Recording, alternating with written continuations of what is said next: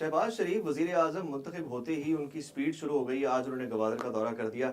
ये स्पीड अवामी मसाइल हल कर पाएगी, माशी मसाइल, महंगाई कम कर पाएगी, या सिर्फ ऐसे दौरे होते रहेंगे? देखिए, दौरे करें और ज़रूरी है। और जब आपको चीन ने सबसे पहले मुबारकबाद दी तो उसके बाद गवादर जाना आपका बनता है। और वहाँ इसलिए भी बनता है कि वहाँ पे आपको पता है बारिश से जो तबाही हुई है, तो दरमियान में इत्तेफाक से उस वक्त जबकि हुकूमत की तश्कील के मरहले हो रहे थे, उसी वक्त ये बारिश से वहाँ तबाही हुई, चीज़ें हुई। तो मेरा ख़्याल है कि देर से सही, कुछ दिन देर हो गई है, लेकिन वज़ीर आज़म का वहाँ जाना अच्छी बात है। और वहाँ लोगों के लिए आउट ऑफ बॉक्स आपको कोई सहूलत देनी चाहिए, अनाउंसमेंट भी होनी चाहिए, ताकि गवादर के लोगों का और बलूचिस्तान के लोगों का आपकी हुकूमत पर ट्रस्ट बने और बढ़े। तो मेरा ख्याल है कि अच्छी बात है कि वो वहाँ गए हैं। लेकिन शहबाज शरीफ साहब की आपने स्पीड की बात की है तो बिल्कुल ठीक है। जैसे उन्होंने जिस दिन हलफ उठाया उसके फ़ौरन बाद भी उन्होंने पाकिस्तान में वजारत ख़जाना के जो अहम ओहदेदार हैं उनसे मुलाकात की, और IMF के साथ जो बातचीत है कर्ज़ को जो दूसरी एक्सटेंडेड फैसिलिटी के लिए भी उन्होंने मीटिंग की। तो मेरा ख्याल है कि बिल्कुल ठीक बात करें स्पीड की, लेकिन स्पीड ऐसी होनी चाहिए जो जिसके तहत जो आपको रिज़ल्ट ओरिएंटेड होनी चाहिए, सिर्फ पॉलिटिकली या नज़र आने वाली बात नहीं होनी चाहिए। तो अगर आपने फोकस है, और मेरा ख्याल है कि हुकूमत को पता है कि उन फाइनेंशियल इश्यूज़ हैं, और उसको ही उन्होंने ख़ुद शहबाज शरीफ कहते हैं कि लोगों ने हमें माली अपने मुआशी मसाइल के हल के लिए हमें हमारी तरफ देख रहे हैं। तो वो ज़्यादा और जल्दी से जल्दी कितने फैसिलिटेट आप कर सकते हैं, ये इस हुकूमत का चैलेंज भी है, शहबाज शरीफ साहब का चैलेंज भी है। फैसिलिटेशन क्या होगी जब IMF के पास अब दोबारा जा रहे हैं? नई शर्तें आएंगी, नई महंगाई होगी, बिल्कुल होगी, लेकिन एक सॉलिड बुनियादों पर जब आप खड़े होंगे तो उसके बाद एक रिलीफ का सिलसिला शुरू होगा।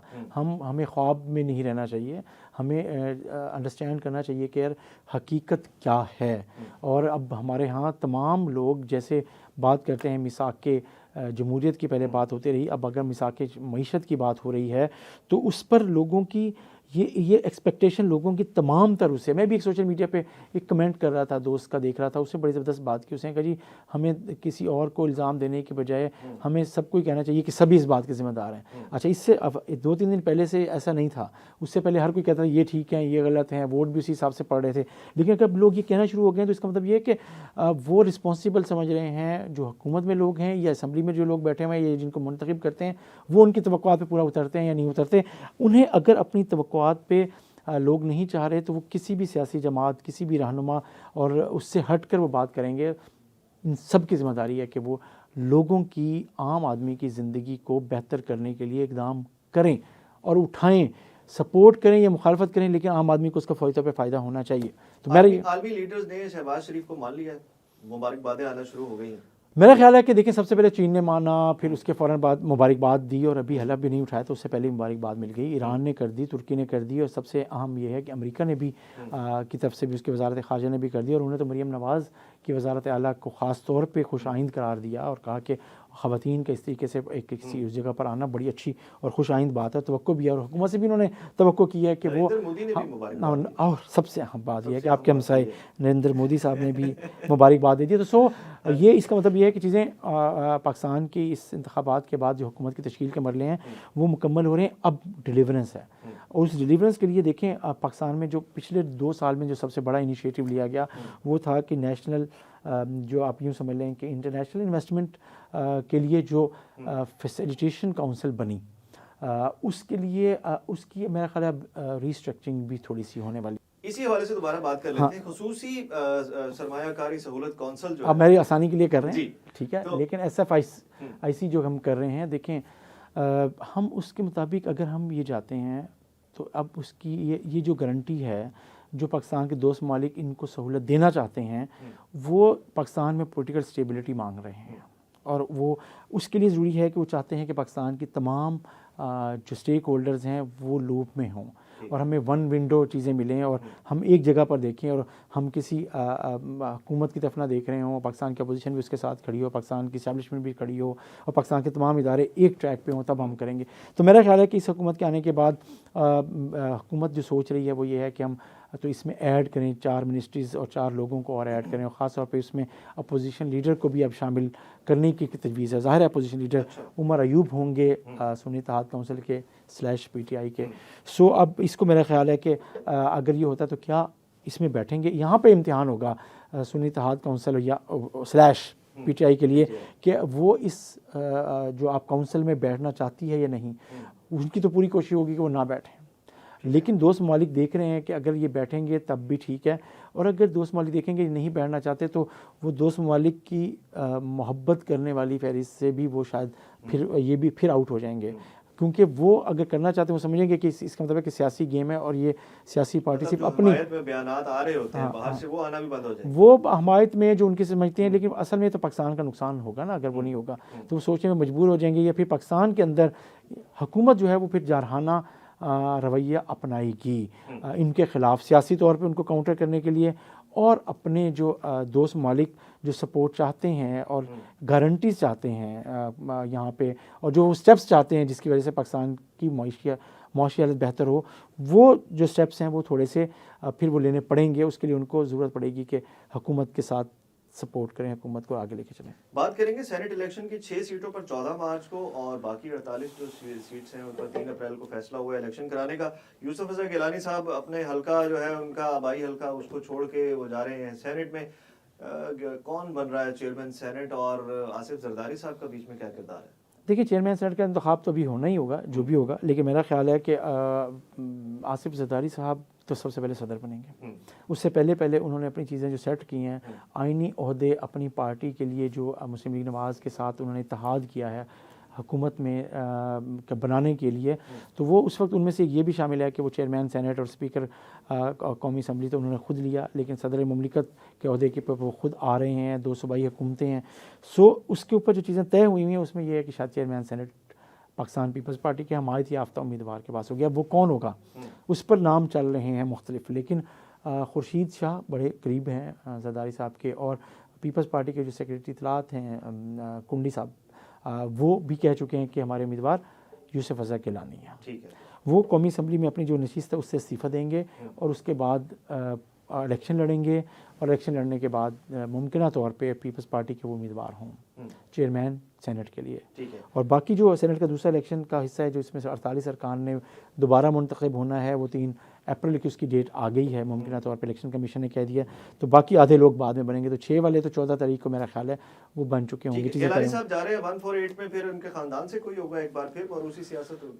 देखिए, हमारे यहाँ ना मरूसी सियासत अपनी जगह पर है, ये तमाम सियासी जमातों का ये मसला है। ठीक है, मेरा ख्याल है कि गिलानी साहब के बेटे अली कासिम गिलानी वहाँ से उम्मीदवार हैं, और अली कासिम गिलानी भी ऐसा नहीं है कि वो पॉलिटिशियन नहीं हैं, वो उनको घर से ड्राइंग रूम से उठा के नहीं बिठा दिया गया सियासत में, वो बहुत अच्छे सियासी कारकुन हैं।